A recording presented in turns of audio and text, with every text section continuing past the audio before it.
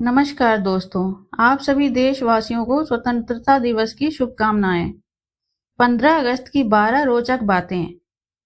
पहला, भारत के तत्कालीन वायसराय लॉर्ड माउंटबेटन यह दिखाने के लिए संकल्पित था कि मैं ही पूरे आयोजन का मास्टर हूं।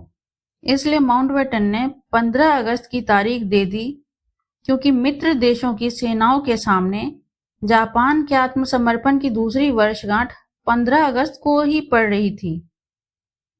15 अगस्त 1945 को कोरिया प्रायद्वीप जापान के क्रूर शासन से मुक्त हुआ था। इसलिए माउंटबेटन के इनपुट के आधार पर इंडियन इंडिपेंडेंस बिल 4 जुलाई 1947 को ब्रिटिश हाउस ऑफ कॉमन्स में पेश किया गया और एक पखवाड़े के भीतर पारित हो गया। इस एक्ट ने 15 अगस्त 1947 को भारत में ब्रिटिश शासन के अंत और भारत और पाकिस्तान के डोमिनियन की स्थापना का प्रावधान किया। दोनों देशों को ब्रिटिश राष्ट्रमंडल से अलग होने की अनुमति दी गई। 15 अगस्त 1947 को लॉर्ड माउंटबेटन ने अपने कार्यालय में काम किया। दोपहर में नेहरू ने उन्हें अपने मंत्रिमंडल की सूची सौंपी और बाद में इंडिया गेट के पास प्रिंसेस गार्डन में एक सभा को संबोधित किया।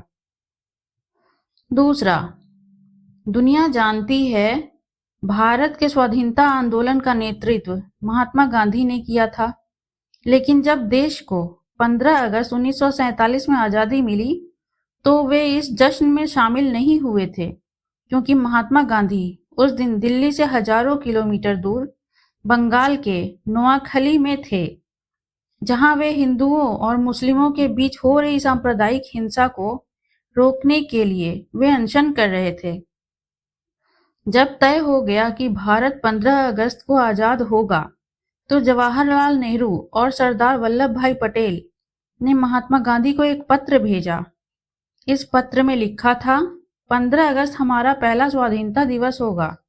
आप राष्ट्रपिता हैं, इसमें शामिल हो, आप अपना आशीर्वाद दें। गांधी जी ने इस पत्र का जवाब भिजवाया, जब कोलकाता में हिंदू मुस्लिम एक दूसरे की जान ले रहे हैं, ऐसे में मैं जश्न मनाने के लिए कैसे आ सकता हूं? मैं दंगा रोकने के लिए अपनी जान दे दूंगा।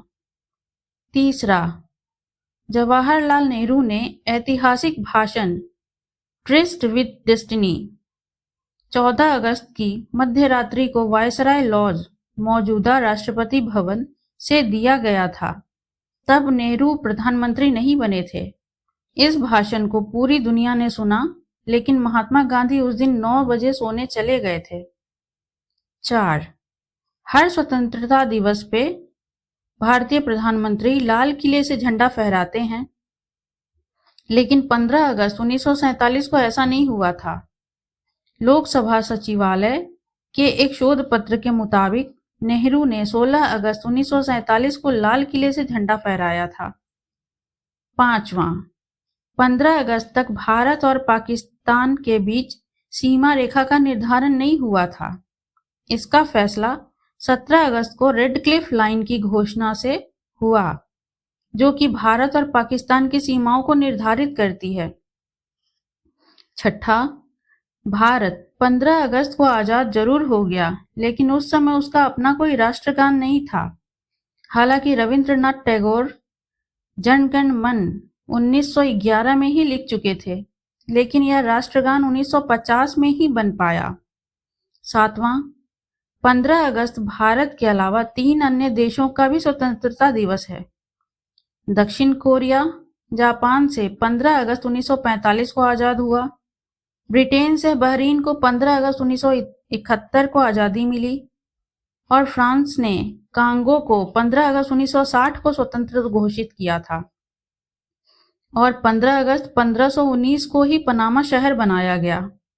8वां, 15 अगस्त 1772 को ईस्ट इंडिया कंपनी ने विभिन्न जिलों में अलग अलग सिविल आपराधिक अदालतों के गठन का फैसला किया था। 9वां, 15 अगस्त 1854 को ईस्ट इंडिया रेलवे ने कलकत्ता से हुगली तक पहली यात्री ट्रेन चलाई थी। हालांकि आधिकारिक तौर पर इसका संचालन 1855 से शुरू हो सका था। 10वां 15 अगस्त 1872 को ब्रिटिश राज से भारत को आजादी दिलाने में शामिल रहने वाले महर्षि अरविंदो घोष का जन्म हुआ था। 11वां 15 अगस्त 1950 के दिन असम में भीषण भूकंप आया था, जिसके कारण यहाँ करीब 1500 से 3000 लोगों की मौत भूकंप के कारण हो गई थी। 12वां भारत और पाकिस्तान दोनों एक ही तारीख को आजाद हुए, लेकिन पाकिस्तान 14 अगस्त को स्वतंत्रता दिवस मनाता है। क्यों? असल पाकिस्तान की स्वतंत्रता की तारीख भी 15 अगस्त ही है। इंडियन इंडिपेंडेंस बिल में दोनों देशों की आज़ादी की तारीख 15 अगस्त बताई गई है। पाकिस्तान द्वारा जारी किए गए पहले डाक टिकट में 15 अगस्त को उसका स्वतंत्रता दिवस बताया गया था। पाकिस्तान को अपने पहले संबोधन में मोहम्मद अली जिन्ना ने कहा था, 15 अगस्त पाकिस्तान के स्वतंत्र और संप्रभु देश बनने का दिन है। यह मुस्लिम राष्ट्र की नियति की पूर्ति का प्रतीक है, जिसने पिछले कुछ वर्षों में अपनी मातृभूमि पाने के लिए महान बलिदान दिए हैं। 1948 में पाकिस्तान ने 14 अगस्त को अपने स्वतंत्रता दिवस के रूप में मनाना शुरू कर दिया। ऐसा या तो इसलिए हुआ क्योंकि कराची में सत्ता हस्तांतरण समारोह 14 अगस्त 1947 को आयोजित किया गया था, या इसलिए क्योंकि 14 अगस्त 1947 को रमजान की 27वीं तारीख थी, जो मुसलमानों के लिए बहुत ही पवित्र तारीख होती है। अगर यह बातें आपको अच्छी लगी हो तो लाइक एवं सब्सक्राइब करें और इसके लिए कमेंट जरूर करें। धन्यवाद।